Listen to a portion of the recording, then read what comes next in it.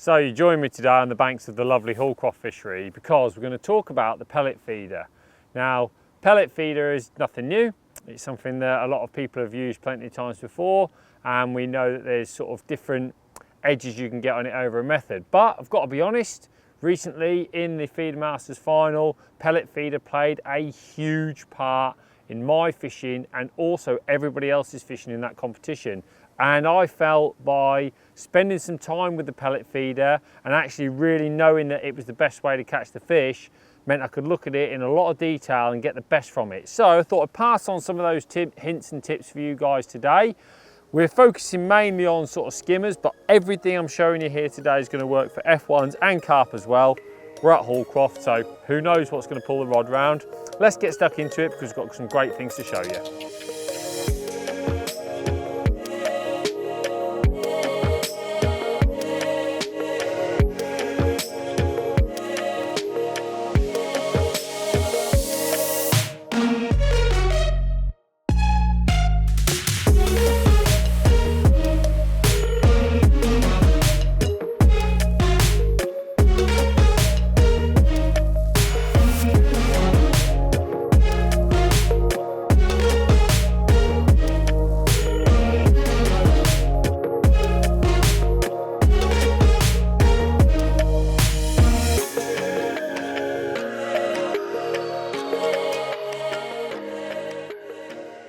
So one of the first things when you're fishing a pellet feeder is obviously to prepare your pellets and your ground bait in the way that you might want to make sure they work right within the feeder.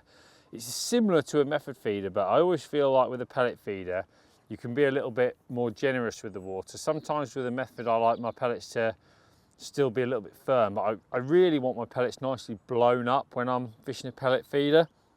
So obviously the feeder itself holds them in. I want to press them in and almost them just release themselves out. So all I've done is I've got a bag of the fishery pellets here and I've poured them in a bucket. Now I think this is really important. You don't want a little bait tub. You want something big and open like a bucket, because what we're going to try and do is almost cover them with water. Not quite. So if you imagine if I put them in a small bait tub, the ones at the top would take the water straight away and the ones at the bottom would be over soaked. So having a bigger area bucket helps the water just get into every pellet. So I'm just literally going to pour this water in now. Right, and if we bring the camera over, we'll be able to see that the water is almost like just touching. So as I'm patting all the pellets down, you can almost see the water, look, slapping on the top of the pellets. Now, for me, that's the perfect amount of water for most pellets. Certainly at the moment, the fishery pellets that come from, you know, the same supplier, they're all behaving in a similar way. And then all I do is I just get an empty bucket and I pop that over the top. And I usually do that at home before I leave. So while I'm traveling to the venue, I've got my bucket here with my pellets in. Now, the reason I've put the bucket on top is quite important actually, because I don't want the pellets to almost expand up. So as they try to expand, the bucket sort of like keeps them held down, if you like. So they soak in the water without blowing themselves into pieces. So I think that's really important just to get that right. And it's so easy to do. And then even though we're talking about a pellet feeder today, I also think that having some ground bait is very important. You know, particularly when we were fishing in the Feeder Masters final, the ground bait, changing to ground bait definitely caught you some fish, and knowing when to fish just ground bait or just pellets or even a mix of the two was important. Now, when I'm fishing a method feeder, I generally like the ground bait quite dry. But what I find with the pellet feeder, and sorry, I should explain the reason. The reason with the pellet feeder, method feeder, I like it relatively dry. So when you squeeze it on, you squeeze a method feeder really hard and it goes down, it's completely open, and then the water allows the ground bait to open up. But I found that when I'm fishing with a pellet feeder, if the ground bait is really dry, I've got to squeeze it in quite hard to get it to stay in the pellet feeder.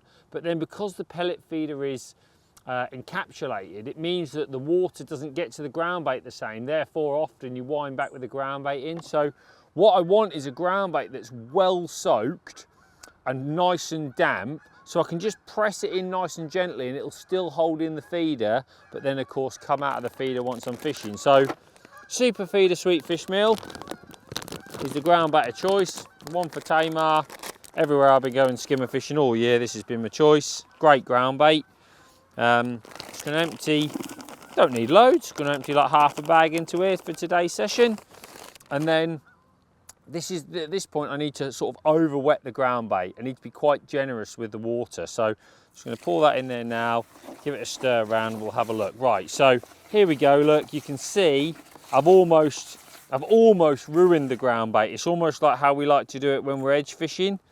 Now I know all the amount of pellet in there is going to soak up that water in the next 20-30 minutes, and it'll honestly be completely and utterly dry within that time. But importantly, all the particles will have water, so I can just press it nicely in the feeder. What I don't want to do is add little bits of water at a time and actually almost not get the ground bait to where I want it to be. Now, some people worry about like, oh, look at that ground bait all claggy. But you'll see when I come back to this, it'll still be claggy in a minute. I'll pop it through this riddle and it'll be absolutely beautiful. So we'll give that half an hour. We'll take a little look at it and make sure it's ready for our fishing session. So one of my favourite parts now, the ground bait has got all the water, and I'm going to put it onto the riddle here so you can see how horrific it looks. I mean, even if I did that, it wouldn't even probably, oh yeah, just about, look, comes out of the bucket in what can only be described as a horrific clag. But as you'll see now, when you push this through the riddle, you can feel how nice and dry that is. Really, it's going to be absolutely perfect this once it's gone through the riddle. And like I said before, getting all that water into it, what it's done is it's actually allowed all the pellet to nicely soften through. And look at that, as if by magic, I've got an absolutely beautiful mix there now. Something that I can squeeze together if I want to, but also nicely break down. It's taken on the water. Obviously it's got a great smell and flavour to it, so it's a really, really good attractor. I can't go fishing without a ground bait, so it's nice to have something like that ticks the box. And then here's the pellets. So I haven't touched the pellets so far. Let's bring the cameraman in and see what they look like. So as you can see, the bucket, where the bucket's been on, it's just helped to keep them all down. And then all I'm going to do now is get my hands underneath the pellets, break them all up, give them a stir around, and there you go. I'm left with perfectly prepared pellets for a pellet feeder, all nicely blown up, ready for fishing. So they're soft all the way through, and with the ground bait, these are the only two ingredients I need to go through the feeder. So let's get down onto the peg and have a little look at the setup.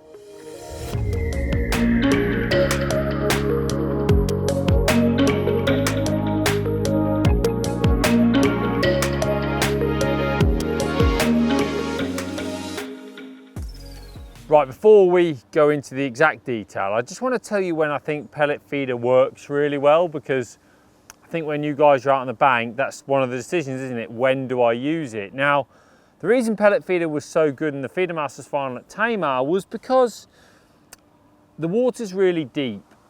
And as the feeder travels through sort of 10, 15, 20 foot of water, with a method feeder or even a banjo, that is quite exposed. So the pellet feeder allowed the bait to be pushed in not so hard, which is what you kind of wanted, but also gave it protection on the way down because it's completely shielded.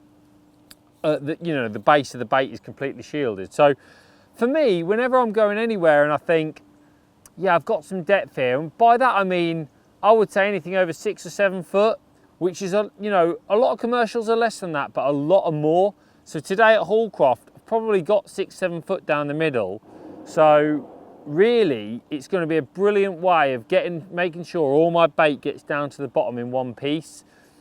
And also what it does, it sort of traps most of your bait. So it releases your hook bait as one of the first things to come out, but traps the rest of the bait. So anywhere where you've got a lot of competition for fish, that's where a pellet feeder can really score. So take, for example, like Tamar, there isn't one skimmer in your peg, there's 20. Here at Hallcroft, I'll be getting liners today when I chuck out. There'll be lots of skimmers there. Therefore, I need something a little bit encapsulated. F1 fishing. You know, when you chuck out and your tip's giving it all this and you're like, oh, pulling your hair out on a method. That's when a pellet feeder can really come into its own. So they're the sort of circumstances when I'm looking to use a pellet feeder, which means I can touch on the setup a little bit. First of all, I want to touch on the setup for Tamar, because obviously I'm sure a lot of you guys are watching are interested. This is the rod I used at Tamar. It's got braid on the reel, which isn't allowed here at Hallcroft, and it might not be allowed on your commercial, but obviously on a natural venue and a lot of still waters it is allowed. So where possible, I love to use braid, and what I actually did was I've put a 8-meter long mono shock leader on.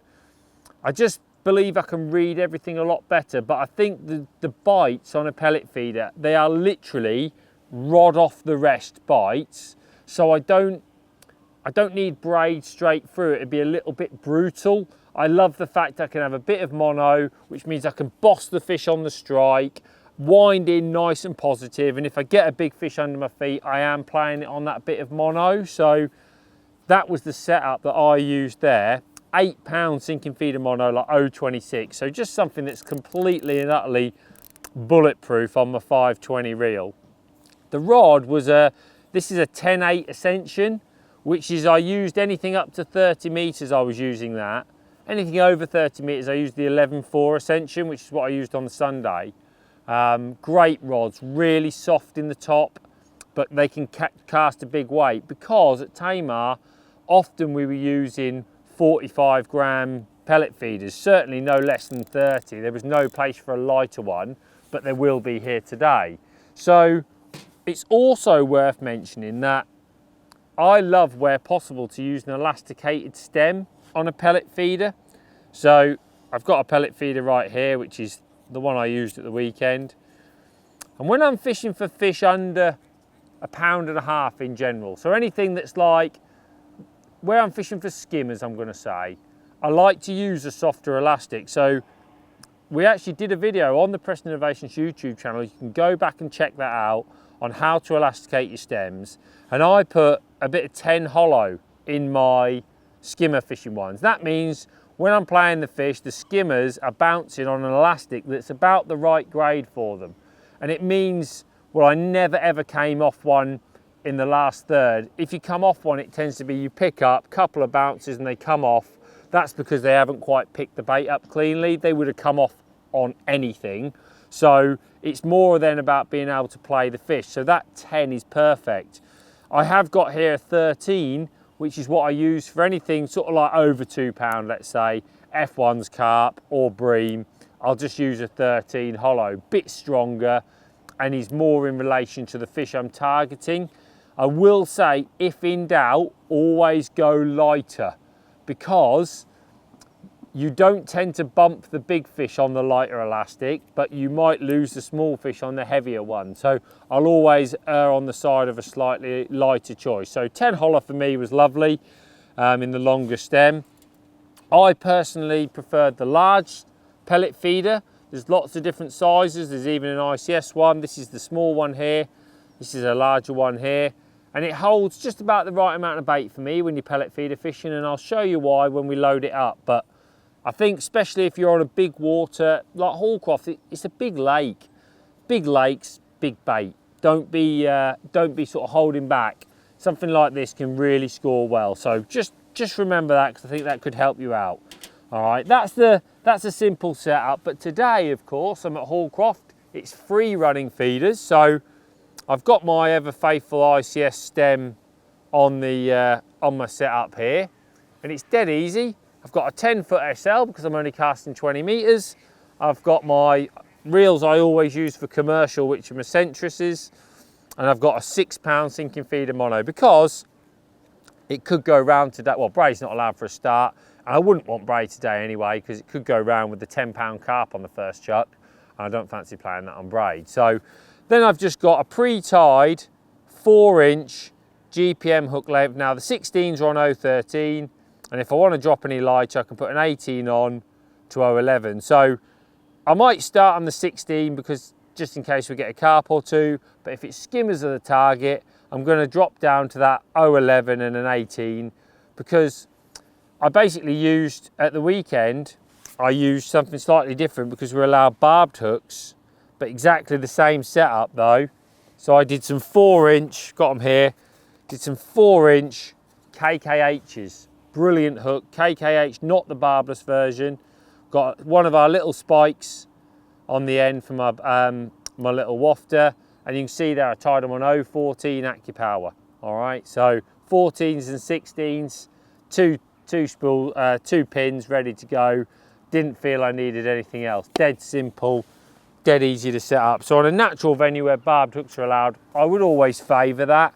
On a barbless hook venue like today, no problem at all. I'll use my barbless hook. So the beauty with the ICS is I can get the swim going. So let's have a look at how we're going to kick it off and how we're going to load it up. Right, I'm fishing around 20 metres today, but before I get started, what I've actually done is I've just slipped a 20-gram bomb onto the ICS stem. And it's really important because a lot of these venues that you go to now, there can be little build-ups, little collections of like trees or leaves or branches and stuff like that. If you look around, it's a beautiful place here, but of course, trees, branches, leaves, etc., they need somewhere to go. So I always just want to make sure that I'm not on any particular snag, so I don't want to really establish myself on that. So once I've chucked my bomb out, honestly, dead slow, not fast, I just slowly drag the bomb along the bottom, and I can feel it's really soft and silty, which I know here, that's the case everywhere. There's no hard spots. But once I've dragged it sort of 2 meters, I can wind it back in, just have a little look. Is there any debris? How many times you've been fishing, you wind in this stuff on your hook? Look, completely clean hook and bomb. So I usually have 3 chucks. You can't just do it all day, but as accurately as I can. Maybe this time I'll pull it the other way. Again, dead slow, nice and steady, keeping the rod low. You know, once I've pulled it a couple of meters, I'm pretty confident I've cleared the spot. Wind it in. I always just do it, it's 3 chucks, it's 2 minutes of your time while you're setting up. And there's nothing there, look, tiny little bits, which I expect on a commercial on my hook, but my bomb is clean, my hook length is clean. I'm happy that that's a good, nice spot to fish. And I've just picked somewhere nice and comfortable distance, not too far. Take my bomb off. Now, to kick off the session, and for example, in the Feeder Masters Final, which is, you know, a lot of reference from today is going to be for that based on the method we're talking about, it was important to put a bed of bait in at the start, not tons, but just a little bit. Now here today on a commercial, and I do this a lot, I don't want to put like 5 feederfuls in, which is what I did at Tamar. I put 5 feederfuls like this in at the start, but instead I've just got the smaller of the 2 bait up on the ICS and no pellets, just literally the ground bait. And I'm just going to squeeze that in, dead just softly. Look, it's almost like coming out, but enough for me to be able to cast it. And this is what I'm calling my attractor. This is where I'm going, listen up lads, this is where I want you to come. So even on my 10-foot SL, I can just lob that to 20 meters dead easy. Once it hits the water, make sure your bail arm's over, a couple of little shakes, and all that's done is created a nice smelly cloud for the fish to come in at. Now remember, the bottom is all silty on a commercial, so I don't want to put loads in. When I'm on a harder area where I'm probably going to try to attract fish from all sorts of depths, I'd put more feeders in, but I don't need to today. Then I can concentrate on starting the fishing. I'm going to start with the larger feeder. Might switch down as the day goes on. So I'm just going to literally slip that on there. Beauty of the ICS, it's so easy to do. So look, I can just slip that on there like that. Now, what I'm going to do to start with, and one of my favourite hook baits has been the micro band and wafters, all right? They're like a 4mm size, and they're brilliant, you know, because you can catch carp, you can catch skimmers, bream, F1s, everything eats them. Just like they eat micros, they eat them, but they seem to pick them out. Now, pink was a real favourite last week. Yellow also worked well. Funnily enough, I saw some anglers fishing orange in practice, so I'm saying any of those bright colours would have worked well, but The water here is really coloured. Tamar was clear, but it was very deep. So I want something that's bright. I want something that stand out. I'm just going to wiggle the band onto that bandom there like that. So I've got it ready to go. Now, loading the feeder. This for me is the key to a pellet feeder. Get this right, you will catch more fish. So all you do for the first step is get your pellets and you just gently push them into the back of the pellet feeder. All right, I'm going to say massage them in, all right, something like that, until you've got a nice flat bed like I've got there. And then all you do is lay your wafter on the top of the pellets like so, and just drop some pellets on top. So literally it's hardly any. And then all I do is not in, but down, a nice firm downward push to hold everything in. So basically what you're left with is the pellets in the feeder aren't actually pressed in.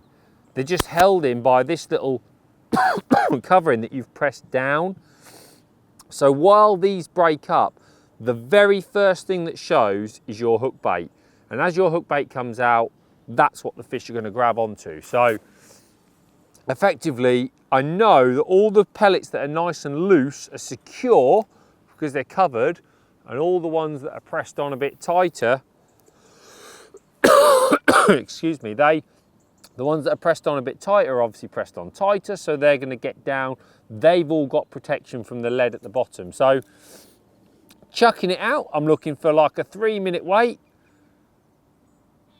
Let's see what happens, and let's see how we've got to mix it up to keep these fish coming. So one of the key things for me with pellet feeder, obviously you've seen the load, how to load it up. And that's great, it's brilliant. If it goes round for you every chuck, fantastic. That is as simple as a pellet feeder is. It's about getting that load correct. But like everything in fishing, you've got to work at it, you've got to figure out how to get that next little thing that's going to attract you the next fish, because ultimately the fish get used to what you're doing. So one of the things that was really evident when I fished this pellet feeder in the Feeder Masters final was how important it was to mix up pellets and ground bait. So for example, one of my favourite ways to load it was to half fill the feeder with the pellets. So like almost push the pellets into the back part and then put a little bit of ground bait on top, and then lay my hook bait on the ground bait and just nip it on top. Now what that was doing, I found that the ground bait was really attractive. So like the fish really loved coming into the ground bait, but the pellets weren't quite as attractive. But of course the pellets were really good at keeping the fish in your peg. So like today, I've had 3 skimmers so far. They're all around £1 pound, nice fishing. But I've got to be honest, my peg feels a little bit inactive. Like after the first couple of chucks, I'm just chucking it out and there's an odd indication because I'm on a commercial and there's lots of fish, but I can't say that it's like bustling with fish. So I just started doing that the chuck before, and I've just had one almost like the quickest one of the day. So for me, it just shows how important that is to load up. You can also, of course, you could almost go the other way. So you sort of go into the, you chuck into the swim. You could have some ground bait in there, some pellets holding it on, a few pellets break up, and then when you wind in, you leave a sort of plume of ground bait in your peg. That could work. It's not something that I particularly did a lot of at the Feeder Masters final. But one other thing that was really good in the Feeder Masters final was pure ground bait. Again, what ground bait does is it almost doesn't fill up the fish. So I do this a lot with my feeder fishing, my normal feeder fishing.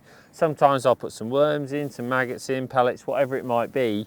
But sometimes I will put almost all ground bait, because ground bait's a great attractor without filling the fish up. So working those two baits, working the pellets, working the ground baits, does have a real effect on your peg. Again, it can change things. And I want to give you guys a comparison. If you're fishing down the margins, imagine fishing down this beautiful margin today on the pole, the difference between micros and ground bait at times can be massive. And I always say, ground bait's the ultimate attractor, micros is a great feed. So just be aware of that with a pellet feeder, and then you can mix it up to try and get the best results.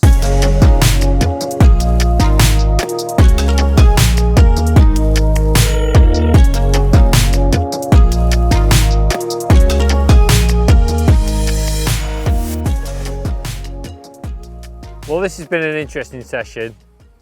I don't do this as much as I should, you know. The stamp today, I've had some really nice, I'm going to call them bream on this pellet feeder. They've been anything from like £1 to £4. Small carp in there as well, one about £4 or £5, but they're a great stamp, and you don't mess around. I mean, look at the size of that. You don't mess around with like silly bites when you're pellet feeder fishing. Like, you're almost just sitting there and then the rod's whacking round because you're not having to read it the same. And it might actually seem like, I feel like patience is the key for it. But when you're on those fish, it's just absolutely so deadly. What I've done as well now, I've just put a slightly bigger wafter on. So I've got some 6s and 8s and 10s here as well. Obviously, like I've talked about in the Feeder Masters final, the micros were best, but we're on a commercial today. There's some bigger bream, and it's almost like with all that colour down there, they're picking that out quicker. When I think about, you know, probably got to like £30 today in a few hours, which I think it's just brilliant fishing. You know, it really is good fishing, and that's without, you know, I'm not including the carp really. It's just £30 of silverfish. And it's just been best loading it up like that, just keeping the wafter exposed, and I've got it down to about 5 minutes. I don't want to cast out. It's really weird. A lot of my bites are coming sort of 90 seconds to 2 minutes, or right at the end of 5 minutes. And I can't say that I'm getting lots of bites on 5 minutes, but when I cast in regularly, it was like I slowed up. It's almost as if like that pellet feeder amount of pellets is the right amount of bait to feed every 5 minutes. Like that's how I'm sort of feeling with it, you know, because it feels like that's how the fish want it today. So hopefully I'm gonna, look at that, look how fast that one was. Unbelievable. Oh, it's just come off. Brilliant. I thought something was happening there as I was tightening it, but I thought it was that duck. But that's a classic example. Look how quick the bites can come. I've had some really quick bites today on it as well. But like I said, I just got to be careful because I don't want to get over carried away with the bait. So I can't just keep chucking it in every 2 minutes. I've got to almost allow the fish, if they don't want to be caught, to have a break, and then they'll come back and I'll catch them again. But that has been absolutely deadly. I don't know where that one's gone, slightly to the side, that one. One thing I have done as well, I will add, is after a while I was getting a few indications and liners, and it just felt to me that the pellets had built up in the peg a little bit on the silty bottom. So I've just been casting a little bit left and right. I've actually held my rod back a couple of times, so I've cast a little bit shorter. I've reached forward a little bit. Just feels to me like that's caught me a few extra fish as well. So almost casting around the peg because of the nature of the bottom of a commercial.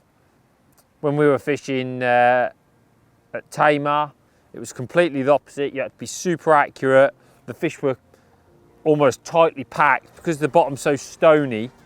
They were really like intensely where you were fishing. They weren't all spread out. So every day is different. You know, if you've got an island to work to, you might have a couple of places you can work to.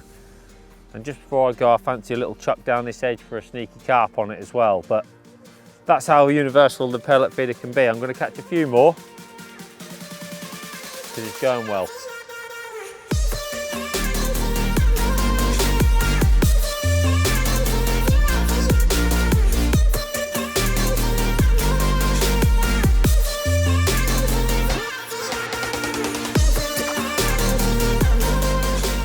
Great way to finish the session as well. I've just had 3 carp in 3 chucks. And it's typical of carp. Carp decide when they're going to feed. And of course we're fishing with a technique that's brilliant for catching them. So on top of the well over 30 pounder skimmers, we've now put 3 carp in the net. I'm saying this feels the biggest of the lot. Last one was about £8, this feels bigger than that. And it just proves how deadly the method is. It's just fantastic. It's a fantastic way of fishing. It was a fantastic method for me in the biggest feeder match around.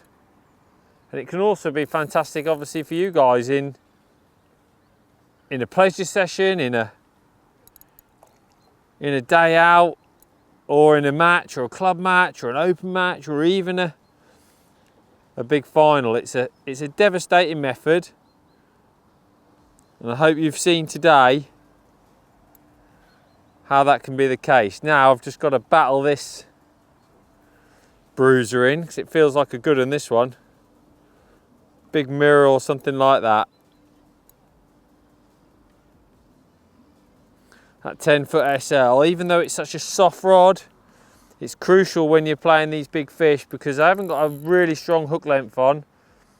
I've only got 0.13 power line on this one, which is obviously pretty strong, but it's not my main carping choice. I would go stronger usually. But the rod's so forgiving, it's like almost having elastic on your feeder. So I'm giving him the full beans now, as you can see, knowing that the rod is going to do all the work for me at this crucial point. It's a big fish, great fishing here at Hallcroft. When you get a few of these big ones turn up, I'm sure if I stayed any longer we'd get a few more as well.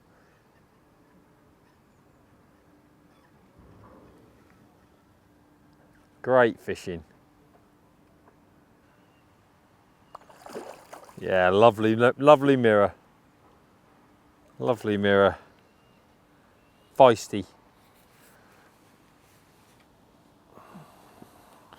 There we come, yeah, beautiful fish. There we go.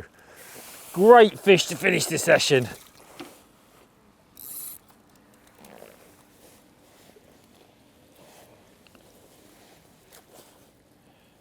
Go, wafter still in jaws, pellet feeder still attached.